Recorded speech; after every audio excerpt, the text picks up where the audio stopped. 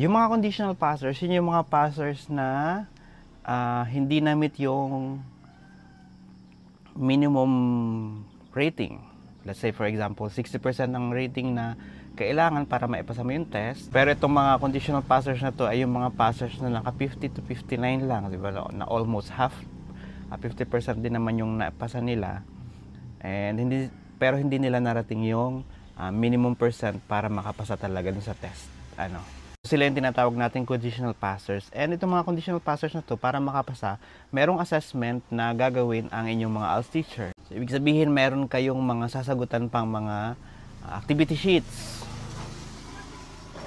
Okay, mag-alala, kaunti lang naman yun. Siguro mga 10 per learning strands. Depende. Sabihin naman yun ng inyong ALS teacher. So, ayun, ask nyo na lang sila.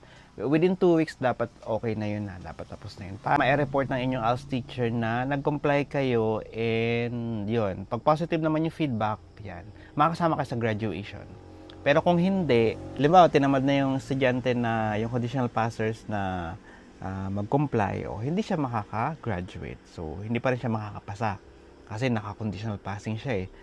So, ayun. So, dapat doon sa mga conditional passers na yan, ma-comply at maipasa nyo kung ano man ang hinihingi o hihingin sa inyo ng inyong ALS teacher para makasama kayo sa graduation. Ayun yung mga conditional passers. So, ayun. Sana nasagot ko yung tanong mo.